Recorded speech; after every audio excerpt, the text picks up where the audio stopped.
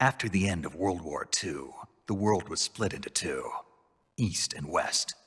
This marked the beginning of the era called the Cold War.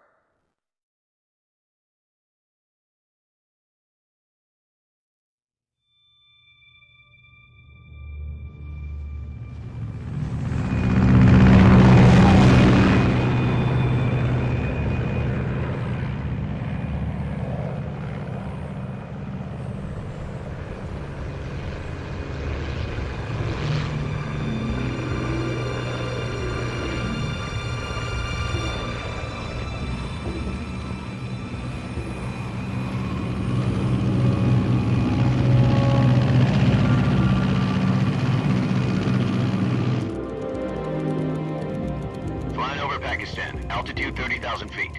Approaching Soviet airspace. 20 minutes to drop off. Commencing internal depressurization. Equipment check. Arm main parachute. All right. You ready to go? Drop zone still showing a high pressure mass. Cav okay. Good. We've got high visibility.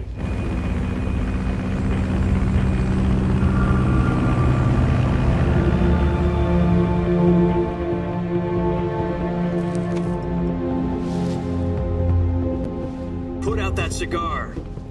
Connecting oxygen hose to interior connector. Put on your mask.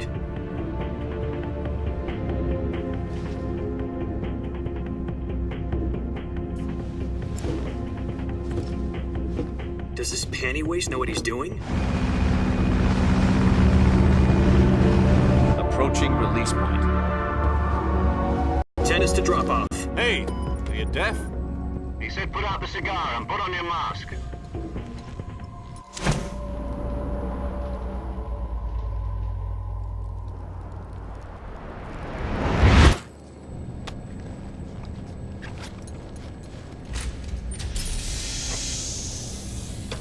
Depressurization complete. Checking oxygen supply. 6 minutes to drop off. Opening rear hatch.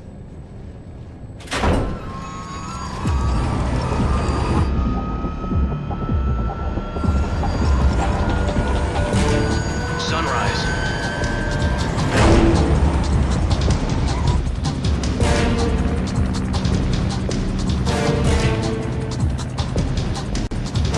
External temperature minus 46 degrees Celsius. 2 minutes to drop off. Stand up. You'll be falling at 130 miles per hour. Try not to get frostbite from the wind chill. 1 minute to drop off. Move to the rear. Activate bailout model. This is one for the history books. The world's first halo jump. 10 seconds to drop off. Stand by. Status okay. All green. Prepare for drop-off. Countdown. 5, 4, 3, 2, 1. Spread your wings And fly. God be with you.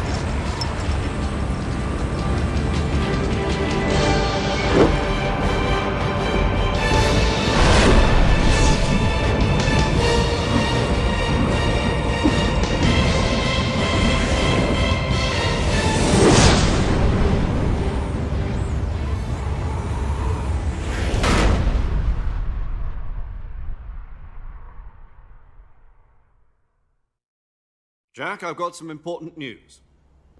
The head of the CIA has finally given us the green light for the virtuous mission. Virtual mission? No, the virtuous mission. The future of our Fox unit depends on it. If it succeeds, we'll be officially organized into a unit. Virtuous mission? Sounds like some kind of initiation ritual. You know, don't get cocky. This isn't a training op. Right. So what exactly is this wonderful mission? Well, about 2 years ago, a certain Soviet scientist requested asylum in the West through one of our moles. His name is Nikolai Stepanovich Sokolov.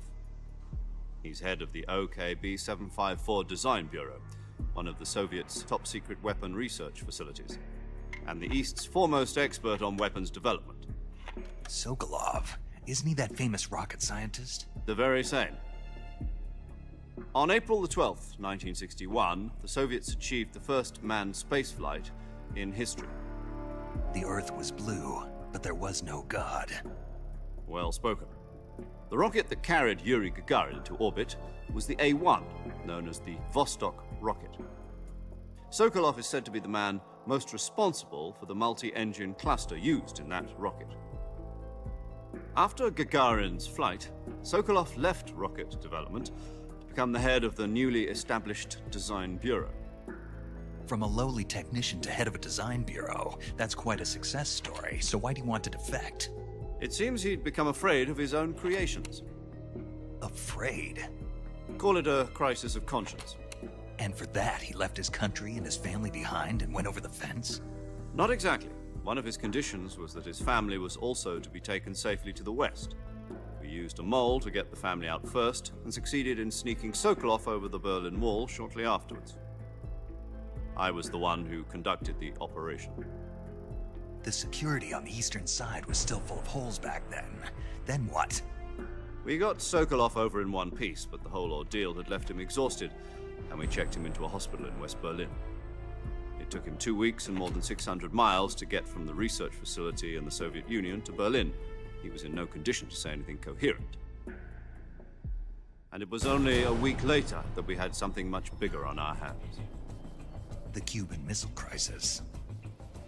October the 16th, 1962, President Kennedy received word that the Soviets were in the process of deploying intermediate-range ballistic missiles in Cuba. The President demanded that the Soviets dismantle and remove the missiles. At the same time, he announced a naval blockade to prevent further missile shipments from reaching Cuba. But the Soviets didn't back down, instead placing their armed forces on secondary alert. Soviet transport ships carrying missiles continued on course towards Cuba. US and Soviet forces went on alert for an all-out nuclear war. Frantic negotiations were conducted through the UN's Emergency Security Council and unofficial channels to end the hair-trigger standoff. Finally, on October the 28th, the Soviet Union agreed to remove its missiles from Cuba. And so the world avoided a nuclear holocaust. But in order to get the Soviets to pull their missiles out, we had to make a deal. You mean the one where the US agreed to remove its IRBMs from Turkey? No. The Jupiter IRBMs deployed in Turkey were obsolete, and we were going to get rid of them anyway. They had no strategic value whatsoever to either the US or the Russians. The Turkey deal was a ruse, a cover story that was fed to the other intelligence agencies around the world. So what did the Russians really want? Sokolov. They wanted us to return Sokolov. You mean the Soviets pulled out of Cuba just to get their hands on Sokolov? That's right. What the hell was he working on? At the time, we had no idea. We were running out of time. It was either give up Sokolov or risk full-scale nuclear war. In the end, we had no choice. President Kennedy gave in to Khrushchev's demand. The next day, I got Sokolov out of the hospital, handing him over to agents on the eastern side. Sokolov kept on screaming, "Save me," until he disappeared from my sight. Then, a month ago, we received some new information from one of our moles. About Sokolov? Yes. He was taken back to the research facility and forced to continue working on the weapon in question under KGB supervision. What's more, it's on the verge of completion. So what kind of weapon is it? Something to do with space rockets? No, missiles. Same technology. I guess you're right. We don't know the details, but it appears to be a new kind of nuclear device. For half a year now, the Soviets have been conducting frequent nuclear tests at Semipalatinsk. Something to do with the weapon, I assume. We're talking about a secret weapon so big that Khrushchev was ready to pull out of Cuba to get it back. Is Sokolov still in the facility? No. According to our intelligence, he's in Selino-Yarsk, a place in the mountains about 3 miles to the west that's known as the Virgin Cliffs. The Virgin Cliffs. Nice name for a virtuous mission. They moved him there just recently. Why? Apparently, they're conducting a field test of the weapon, but it's our best chance to get him back. This mission would never have been possible if he was still in the research facility. This is our last chance. Sokolov must have known that too when he contacted us.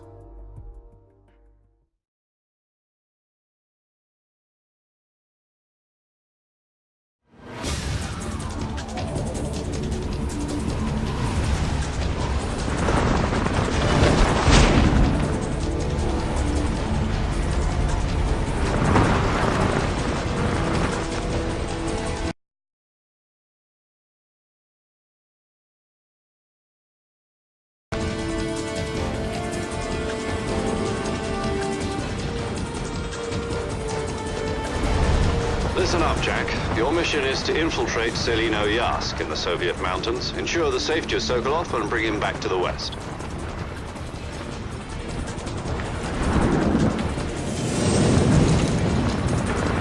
If we don't get Sokolov back before that weapon is complete, we'll be facing a major crisis.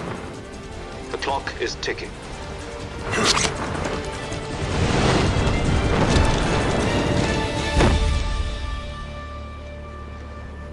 Once we've confirmed the rescue of Sokolov, stand by at the recovery point. A recovery balloon will be dropped at that point. Helium will be pumped into the balloon to inflate it. The process takes about 20 minutes. Once it's complete, the gunship's arm will latch onto the balloon and pull it up. The Fulton surface-to-air recovery system. I'm familiar with the theory. Take it easy. It's been combat-proven. Do you think Sokolov is up to it? The shock will be less than during a parachute jump, and the arm can handle up to 500 pounds. So you're planning on going over the border in a single combat talon? She's equipped with two 6-barrel 20mm Vulcan cannons, as well as two 40mm machine guns. Sounds like she could hold her own against a battalion of tanks. Even with the fuel in the reserve tank, we're facing a 4-hour time limit. If all goes well, it shouldn't take more than a few hours. Home in time for dinner. But if anything goes wrong, you'll be eating dinner, breakfast, and all the rest of your meals in the jungle.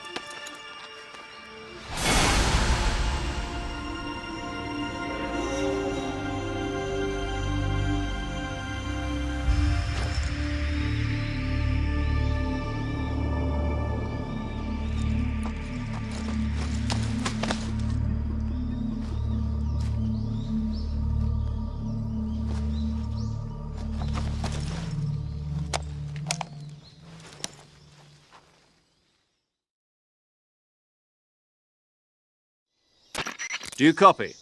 You're already in enemy territory, and somebody might be listening in. From here on out, we'll be using code names to refer to each other. Your code name for this mission will be Naked Snake. I'll be referring to you as Snake from now on. You're not to mention your real name. Snake? What, you don't like snakes? What do you mean? You've eaten one before, haven't you? In survival training. I'm glad to hear that. I don't know if I'd ever order one in a restaurant, but... Be careful, you might not have a choice. What about you, Major? What should I call you? Let's see. I'll be Tom. Call me Major Tom. This will be a sneak mission. You must not be seen by the enemy. You must leave no trace of your presence. Is that clear? This kind of infiltration is the Fox unit's speciality. In other words, weapons and equipment are procured on site. That goes for food as well. You're completely naked, just as your name implies. Great. Now I see why you asked me if I liked snakes. I suppose calling me Snake was your idea of a joke, too. No. There's a good reason for that. I'll tell you later when the time is right. Gotcha. Getting back to the subject, how exactly am I supposed to feed myself? You've been issued a knife and a tranquilizer gun. Use them to hunt for food. You'll also find some medical supplies in your backpack. Yeah, about the backpack. I lost it in a tree on the way down. I see. Well, you'd better go back and get it then. You know where it is? No problem. I can see it from here. It's stuck on a branch. To climb a tree, stand in front of a tree that's covered in ivy and press the action button. I'll be monitoring your progress over the radio. We can't risk violating Soviet airspace, but I'll be in the gunship. My frequency is 140.85. I'll give you a call if I need to talk to you. If you need to talk to me, use the send function. Okay, Snake, go get your backpack.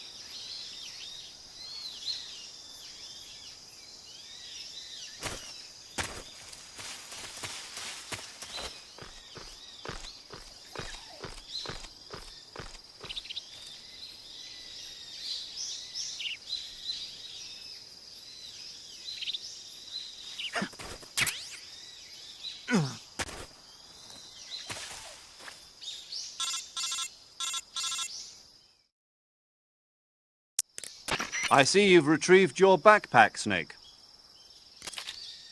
To equip a weapon, it's necessary to take it out of your backpack. In the survival viewer, choose Weapon from the backpack. Your available weapons will be displayed in a window in the upper left. From that list, choose the weapon you want to equip and press the Enter button. For other equipped items, just do the same thing from Item. Got it. Use the survival viewer backpack. Yep, that's right. Survival is fundamental to this mission. After you've been out in the field for a while, your stamina will start to drop. If your stamina gets too low, it'll affect your performance. You won't be able to shoot accurately, for example, and your wounds won't heal as smoothly. Keep an eye on your stamina so you don't run out. To recover lost stamina, you can hunt for local flora and fauna. You can use either your tranquilizer gun or your knife to hunt. My only weapon is a Mark 22 Hush Puppy tranquilizer gun? That's right. It's been fitted with its own suppressor. However, the suppressor will deteriorate every time you fire. Once its durability reaches 0, the noise suppression effect will be gone. So don't get too trigger-happy with it. The suppressor's durability is shown in the icon. Any weapons and equipment beyond what you're carrying now, you'll have to find as you go. I have to find my own and equipment? Whose crazy idea was this anyway?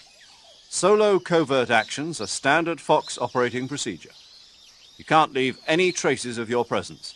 No weapons, equipment, footprints, sweat, or bodily waste. The same goes for bullets and cartridges, too. Your presence in enemy territory is already a violation of international conventions of warfare. There aren't supposed to be any American soldiers in Russia. It could spark an international incident. You can't let anyone see you. You can't let the enemy know you're there. This is a stealth mission. You're a ghost, Snake, in every sense of the word. And there'll be no rescue if you're captured. The military and US government will deny any involvement in the affair. Then I'll just have to take care of myself, huh? I'm afraid so. You've been given a fake death pill for that purpose. SIS guidelines stipulate that soldiers on covert ops like this one be issued a potassium cyanide capsule. Keep it in your body so you can take it when you need to. How generous of you. Use it if you're taken prisoner by the enemy. It'll send you into a state of false death for a short time. Fooling them into thinking that I'm really dead. So, how do I come back to life? Just take the revival pill. You mean that thing they put in my tooth before the mission?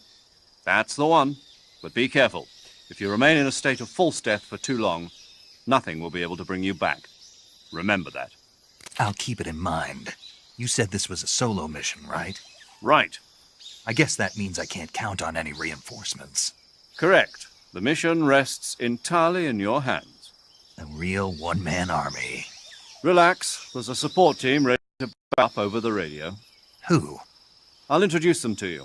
This time, survival is of utmost importance. The first member of the support team will be in charge of monitoring your physical condition, acting as a medic, so to speak, as well as recording your mission data. She's a member of Fox as well, and she's here on the gunship with me. She? Hello, Snake. I'm paramedic. Nice to meet you. Paramedic. As in a medic who comes in by parachute. Aren't you going to tell me your real name? Are you going to tell me yours, Mr. Snake? My name, huh? It's John Doe. And they call you Jack for short. You're a regular Captain Nemo. Name means nothing on the battlefield. After a week, no one has a name. What's your name? Jane Doe. Very funny. I wasn't joking, but I'll tell you my name only if you manage to make it back alive. My frequency is 145.73. She's also in charge of recording your mission data. Whenever you want to save, send a message over the reserved save frequency, 140.96. So saving lets me record my mission data. That's right. It also records the state of your health. Good to know. There's one more person I want to introduce you to, Snake. Huh? Speaking of snakes, you remember the boss, don't you? A legendary soldier and your mentor. Actually, it was the boss that got the DCI's authorization in the first place. She's going to be serving as Fox's mission advisor. Boss is? She also helped me plan this mission. She and I were at SAS together. Jack, is that you? How many years has it been? Boss? That's right. It's me. Talk to me. Let me hear your voice. It's been 5 years, 72 days, and 18 hours. You've lost weight. You can tell just by the sound of my voice. Of course I can. I know all about you. Really? Well, I don't know anything about you. What's that supposed to mean? Why'd you disappear on me all of a sudden? I was on a top-secret mission. You didn't need me anymore. But there were still so many things I wanted you to teach me. No, I taught you everything you needed to know about fighting techniques. I taught you all I could. The rest you needed to learn on your own. Techniques, sure. But what about how to think like a soldier? How to think like a soldier? I can't teach you that. A soldier needs to be strong in spirit, body, and technique. And the only thing you can learn from someone else is technique. In fact, technique doesn't even matter. What's most important is spirit. Spirit and body are like two sides of a single coin. They're the same thing. I can't teach you how to think. You'll just have to figure it out for yourself. Listen to me, Jack. Just because soldiers are on the same side right now doesn't mean they always will be. Having personal feelings about your comrades is one of the worst sins you can commit. Politics determine who you face on the battlefield. And politics are a living thing. They change along with the times. Yesterday's good might be tomorrow's evil. Is that why you abandoned me? No, it had nothing to do with you. I already told you, Jack. I was on a top-secret mission. A soldier has to follow whatever orders he's given. It's not his place to question why. But you're looking for a reason to fight. You are a natural-born fighter, but you're not quite a soldier. A soldier is a political tool, nothing more. That's doubly true if he's a career soldier. Right and wrong have no place in his mission. He has no enemies and no friends. Only the mission. You follow the orders you're given. That's what being a soldier is. I do whatever I have to get the job done. I don't think about politics. That's not the same thing. Sooner or later, your conscience is going to bother you. In the end, you have to choose whether you're going to live as a soldier or just another man with a gun. There's a saying in the Orient, loyalty to the end. Do you know what it means? Being patriotic. It means devoting yourself to your country. I follow the president and the top brass. I'm ready to die for them if necessary. The president and the top brass will be there forever. Once their terms are up, others will take their place. I follow the will of the leader, no matter who's in charge. People aren't the ones who dictate the missions. Then who does? The times. People's values change over time, and so do the leaders of a country. So there's no such thing as an enemy in absolute terms.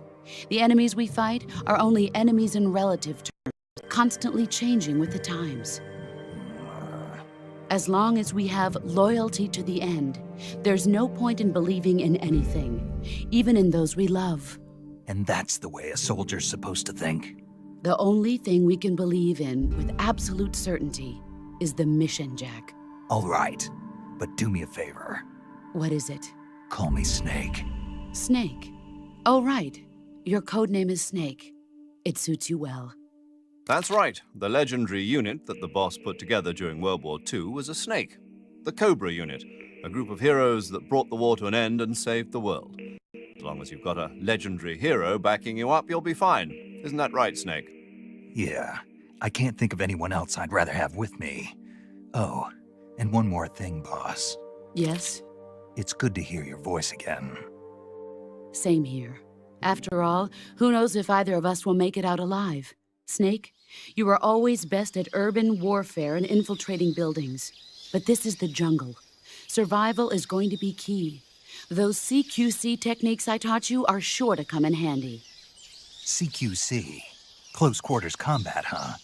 I've been in the Green Berets for the past few years. I'm probably pretty rusty. Not to worry. I'll be here to help you remember. After all, this is your first actual survival mission. I'll be supporting you over the radio. Where are you, boss? Next to the Major? The boss is communicating with us by radio from aboard a Permit-class submarine in the Arctic Ocean. My frequency is 14.80. Call me if you need my advice on battle techniques. Gotcha. Your mission is to retrieve Dr. Sokolov. Dr. Sokolov is being held in an abandoned factory located to the north of your current position. Avoid heavy combat and don't let anyone see you. Don't forget that this is a stealth mission.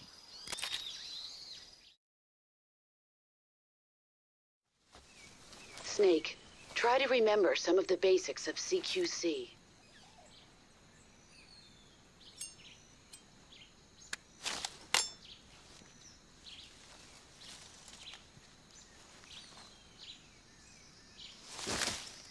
Commencing virtuous mission now.